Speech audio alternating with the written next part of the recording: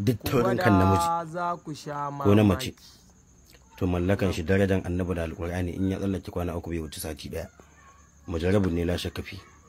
Mallaka ce wacce ake wanda in ka san kakka yi baka shirya aure ba, ka tabbatar da cewa ka shirya aure daman nema ake aulakanta ka to kai dan kwatan yanci. Wannan haka yake, mace ko namiji na darajar annabi da alqur'ani. Komai sai Allah ya so amma da sanadi. Mujarrabun la shakka fi, tabbas asiri gaskiya ne, aikin asiri sai dan gado. Wannan haka yake. Daga ni yaron malam mai guguwa, wannan sirrin zan baku shi saboda annabi Muhammadu. In dai mallaka ne to wallahi kan ma kai in baka shirya aure ba, zan baku shi la shakka fi, mace ko namiji kowa zai amfana. Amma ka tabbatar da cewa zaka yi salatin annabi guda kai shiyar. Zaka yi salatin annabi guda kai shiyar. Salati ne zaka yi wa ma'aiki shiyarin kuma kai ne dan uwan musulmai su amfana, dan muna da yawa masu cikin wannan hali, wanda suke cikin wannan hali insha Allah. Kuma duk wanda ya kuma fita daga wannan kuncin kai ma ka samu lada. Salati ne kuma kai wa ma'aiki. In kuma baka iya baka dauka na baka saboda manzon Allah. In Allah ya sa baka iya ba ka dauka zai yi kuma saboda manzon Allah. In ka ba wani zai ka tura shi duk inda ka san za a amfana. Wasu ya manzon Allah su amfana insha Allah.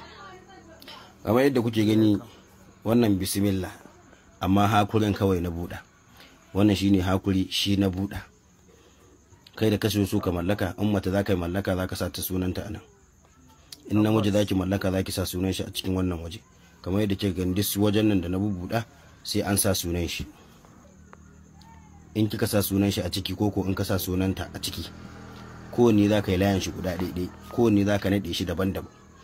In ka naɗe shi, kafin ka naɗe a wuzu an afuwa, wannan ita ce ciyawar mallaka. In ka duba za ka ga tana makalima a jiki, ciyawar mallaka kenan. Mallaka sunan ciyawar mallaka. A ganta ba makalewa take a jiki man. Za ka samu ta ka samu garinta, in baka sani baka je wajen yan ganye ba kai baya kulliya. Wannan mujarrabin ne, in kai misin din wannan to ka ci gaba da shan wahala. In ka daka ka samu garin shi, in ka rubuta sunan yarinyar cikin wannan dan cycle din, sai ka zuba garin nan ya manne a jikin wannan rubutun da kai. Ka ɗiba garin, a tsaya fa a fahimta da kyau, ka a zo a ce ba a fahimta ba. Ka ɗiba garin ka zuba akan wannan sunan da ka rubuta a cikin wannan wajen, zai bushe tare.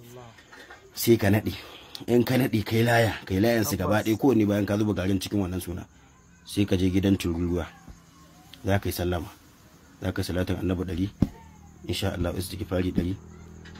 Sai ka haƙa rami a waje ɗaya, za ka binne su da niyan Allah ya mallaka ma wani, ko koki da niyan Allah ya mallaka maki wani. Darajar annabi da alqur'ani la shakka fi, zaki mallaka ko ma wani ne. Wannan aka jaraba za a bada labari insha Allah. Salatin annabi guda za ka yi kai sharing insha Allah. Sannan fanni na karya asiri, mutum ya tashi tsaye rayuwa ta canza, bawa ya tashi tsaye rayuwa ta canza. Insha Allah.